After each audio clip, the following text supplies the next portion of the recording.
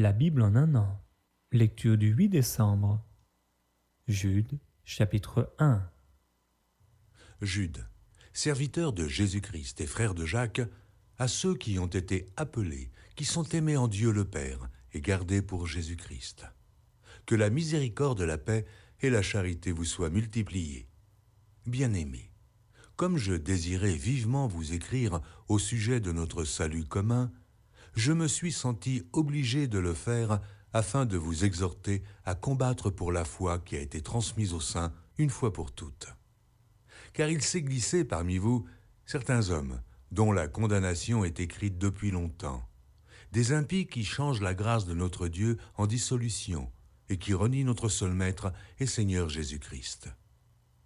Je veux vous rappeler, à vous qui savez fort bien toutes ces choses, que le Seigneur, après avoir sauvé le peuple et l'avoir tiré du pays d'Égypte, fit ensuite périr les incrédules, qu'il a réservés pour le jugement du grand jour, enchaînés éternellement par les ténèbres.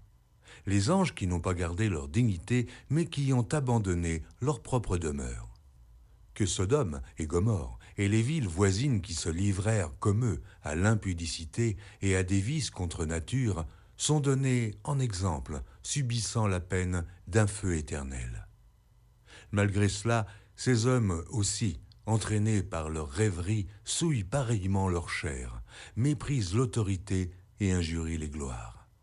Or, l'archange Michel, lorsqu'il contestait avec le diable et lui disputait le corps de Moïse, n'osa pas porter contre lui un jugement injurieux, mais il dit « Que le Seigneur te réprime ».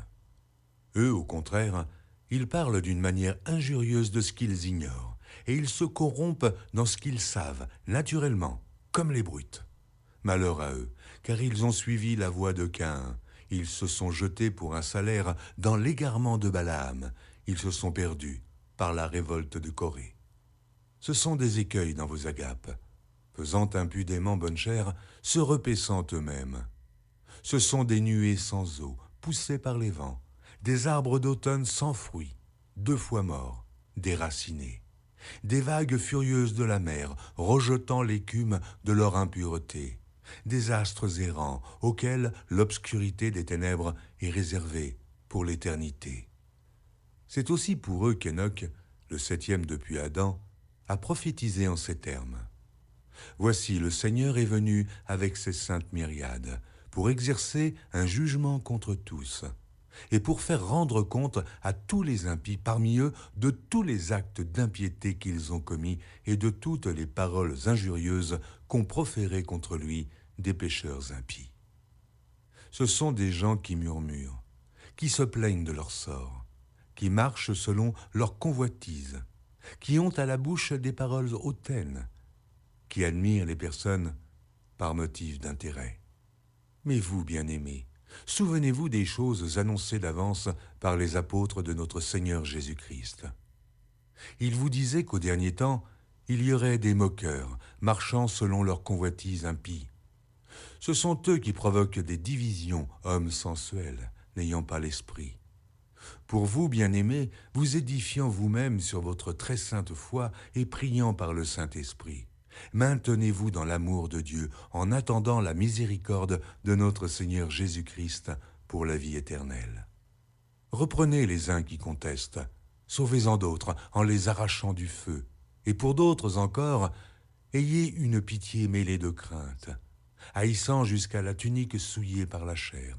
Or, à celui qui peut vous préserver de toute chute et vous faire paraître devant sa gloire irrépréhensible et dans l'allégresse, à Dieu seul, notre Sauveur, par Jésus-Christ notre Seigneur, soit gloire, majesté, force et puissance, dès avant tous les temps et maintenant, et dans tous les siècles.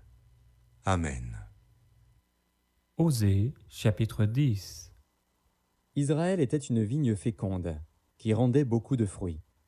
Plus ses fruits étaient abondants, plus il a multiplié les autels. Plus son pays était prospère, plus il a embelli les statues. Leur cœur est partagé, ils vont en porter la peine. L'Éternel renversera leurs autels, détruira leurs statues. Et bientôt ils diront « Nous n'avons point de roi, car nous n'avons pas craint l'Éternel. » Et le roi Que pourrait-il faire pour nous? Il prononce des paroles vaines, des serments faux, lorsqu'il conclut une alliance. Aussi le châtiment germera, comme une plante vénéneuse dans les sillons des champs. Les habitants de Samarie seront consternés au sujet des veaux de Beth-Aven. Le peuple mènera deuil sur l'idole, et ses prêtres trembleront pour elle, pour sa gloire, qui va disparaître du milieu d'eux. Elle sera transportée en Assyrie pour servir de présent au roi Jareb. La confusion saisira Éphraïm, et Israël aura honte de ses desseins. C'est en fait de Samarie, de son roi, comme de l'écume à la surface des eaux. Les hauts lieux de Beth-Aven, où Israël a péché, seront détruits. L'épine et la ronce croîtront sur leurs autels. Ils diront aux montagnes, « Couvrez-nous » et aux collines, « Tombez sur nous ». Depuis les jours de Gibéa, tu as péché, Israël. Là ils restèrent debout. La guerre contre les méchants ne les atteignit pas à Gibéa. Je les châtierai à mon gré, et des peuples s'assembleront contre eux quand on les enchaînera pour leur double iniquité. Éphraïm est une génisse dressée, et qui aime à fouler le grain, mais je m'approcherai de son beau cou. J'attellerai Éphraïm, Juda labourera, Jacob hercera. Semez selon la justice, moissonnez selon la miséricorde, défrichez-vous un champ nouveau. Il est temps de chercher l'Éternel, jusqu'à ce qu'il vienne, et répande pour vous la justice.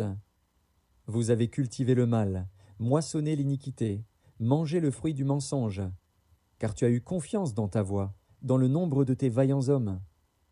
Il s'élèvera un tumulte parmi ton peuple, et toutes tes forteresses seront détruites, comme fut détruite Shalman Beth Arbel au jour de la guerre, où la mère fut écrasée avec les enfants. Voilà ce que vous attirera Béthel, à cause de votre extrême méchanceté, vienne l'aurore, et c'en est fait du roi d'Israël. Osée, chapitre 11. Quand Israël était jeune, je l'aimais, et j'appelais mon fils hors d'Égypte. Mais ils se sont éloignés de ceux qui les appelaient. Ils ont sacrifié au Baal et offert de l'encens aux idoles. C'est moi qui guidais les pas d'Éphraïm, le soutenant par ses bras, et ils n'ont pas vu que je les guérissais. Je les tirais avec des liens d'humanité, avec des cordages d'amour. Je fus pour eux comme celui qui aurait relâché le joug près de leur bouche, et je leur présentais de la nourriture. Ils ne retourneront pas au pays d'Égypte, mais l'Assyrien sera leur roi, parce qu'ils ont refusé de revenir à moi. L'épée fondra sur leur ville, anéantira, dévorera leur soutien, à cause des desseins qu'ils ont eus. Mon peuple est enclin à s'éloigner de moi. On les rappelle vers le Très-Haut, mais aucun d'eux ne l'exalte. Que ferai-je de toi, Éphraïm? Dois-je te livrer, Israël? Te traiterai-je comme Adma? Te rendrai-je semblable à Tseboïm? Mon cœur s'agite au-dedans de moi, toutes mes compassions sont émues. Je n'agirai pas selon mon ardente colère, je renonce à détruire Éphraïm. Car je suis Dieu, et non pas un homme, je suis le Saint au milieu de toi. Je ne viendrai pas avec colère. Ils suivront l'Éternel, qui rugira comme un lion, car il rugira, et les enfants accourront de la mer. Ils accourront de l'Égypte comme un oiseau, et du pays d'Assyrie comme une colombe. Et je les ferai habiter dans leur maison, dit l'Éternel. Éphraïm m'entoure de mensonges, et la maison d'Israël de tromperies. Juda est encore sans frein vis-à-vis de Dieu, vis-à-vis du Saint fidèle. Osée, chapitre 12. Éphraïm se repaît de vent et poursuit le vent d'Orient. Chaque jour il multiplie le mensonge et la violence. Il fait alliance avec l'Assyrie et on porte de l'huile en Égypte. L'Éternel est aussi en contestation avec Juda, et il punira Jacob pour sa conduite, il lui rendra selon ses œuvres. Dans le sein maternel, Jacob saisit son frère par le talon, et dans sa vigueur, il lutta avec Dieu. Il lutta avec l'ange, et il fut vainqueur. Il pleura, et lui adressa des supplications. Jacob l'avait trouvé à Béthel, et c'est là que Dieu nous a parlé. L'Éternel est le Dieu des armées. Son nom est l'Éternel. Et toi, reviens à ton Dieu. Garde la piété et la justice, et espère toujours en ton Dieu. Éphraïm est un marchand qui a dans sa main des balances fausses. Il aime à tromper. Et Éphraïm dit, À la vérité, je me suis enrichi, j'ai acquis de la fortune, mais c'est entièrement le produit de mon travail. On ne trouvera chez moi aucune iniquité, rien qui soit un crime. Et moi, je suis l'Éternel, ton Dieu, dès le pays d'Égypte. Je te ferai encore habiter sous des tentes, comme au jour de fête. J'ai parlé aux prophètes, j'ai multiplié les visions, et par les prophètes j'ai proposé des paraboles.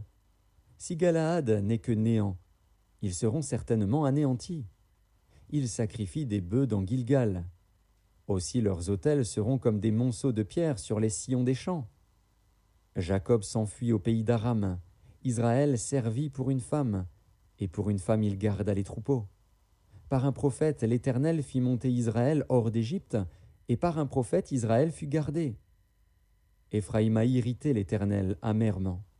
Son Seigneur rejettera sur lui le sang qu'il a répandu, il fera retomber sur lui la honte qui lui appartient. Osée, chapitre 13. Lorsqu'Éphraïm parlait, c'était une terreur. Il s'élevait en Israël. Mais il s'est rendu coupable par Baal, et il est mort. Maintenant ils continuent à pécher, ils se font avec leur argent des images en fonte, des idoles de leur invention. Toutes sont l'œuvre des artisans. On dit à leur sujet que ceux qui sacrifient baisent les veaux. C'est pourquoi ils seront comme la nuée du matin, comme la rosée qui bientôt se dissipe, comme la balle emportée par le vent hors de l'air, comme la fumée qui sort d'une fenêtre. Et moi, je suis l'Éternel, ton Dieu, dès le pays d'Égypte. Tu ne connais d'autre Dieu que moi, et il n'y a de sauveur que moi. Je t'ai connu dans le désert, dans une terre aride. Ils se sont rassasiés dans leur pâturage. Ils se sont rassasiés, et leur cœur s'est enflé. C'est pourquoi ils m'ont oublié. Je serai pour eux comme un lion, comme une panthère. Je les épierai sur la route. Je les attaquerai comme une ours à qui l'on a enlevé ses petits, et je déchirerai l'enveloppe de leur cœur. Je les dévorerai comme une lionne. Les bêtes des champs les mettront en pièces. Ce qui cause ta ruine, Israël, c'est que tu as été contre moi, contre celui qui pouvait te secourir. Où donc est ton roi? Qu'il te délivre dans toutes tes villes. Où sont tes juges, au sujet desquels tu disais « Donne-moi un roi et des princes ». Je t'ai donné un roi dans ma colère, je te l'ôterai dans ma fureur. L'iniquité d'Éphraïm est gardée, son péché est mis en réserve. Les douleurs de celle qui enfante viendront pour lui. C'est un enfant peu sage, qui, au terme voulu, ne sort pas du sein maternel. Je les rachèterai de la puissance du séjour des morts, je les délivrerai de la mort. Ô mort, où est ta peste? Séjour des morts, où est ta destruction? Mais le repentir se dérobe à mes regards. Éphraïm a beau être fertile au milieu de ses frères, le vent d'Orient viendra, le vent de l'Éternel s'élèvera du désert, desséchera ses sources, tarira ses fontaines. On pillera le trésor de tous les objets précieux. Samarie sera punie, parce qu'elle s'est révoltée contre son Dieu. Ils tomberont par l'épée. Leurs petits-enfants seront écrasés, et l'on fendra le ventre de leurs femmes enceintes. Osée, chapitre 14. Israël, reviens à l'Éternel, ton Dieu, car tu es tombé par ton iniquité. Apportez avec vous des paroles, et revenez à l'Éternel. Dites-lui, pardonne toutes les iniquités, et reçois-nous favorablement. Nous t'offrirons, au lieu de taureaux, l'hommage de nos lèvres. L'Assyrien ne nous sauvera pas, nous ne monterons pas sur des chevaux, et nous ne dirons plus à l'ouvrage de nos mains, notre Dieu, car c'est auprès de toi que l'orphelin trouve compassion. Je réparerai leur infidélité, j'aurai pour eux un amour sincère, car ma colère s'est détournée d'eux.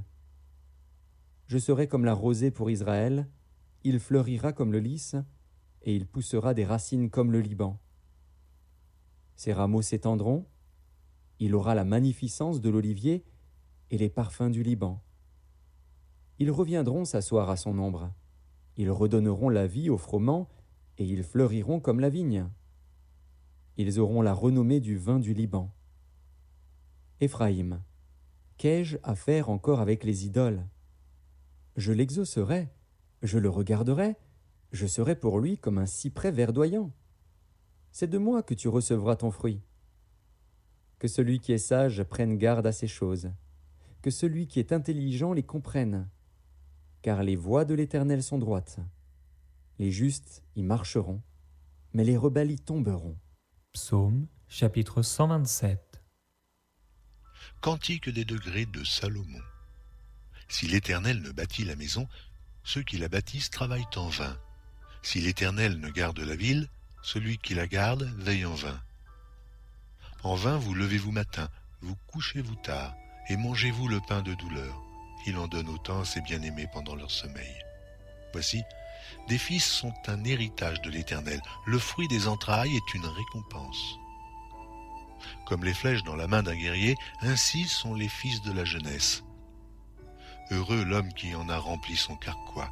Ils ne seront pas confus quand ils parleront avec des ennemis à la porte. Proverbe chapitre 29, versets 15 à 17. La verge et la correction donnent la sagesse, mais l'enfant livré à lui-même fait honte à sa mère. Quand les méchants se multiplient, le péché s'accroît, mais les justes contempleront leur chute. Châtie ton fils, et il te donnera du repos, et il procurera des délices à ton âme.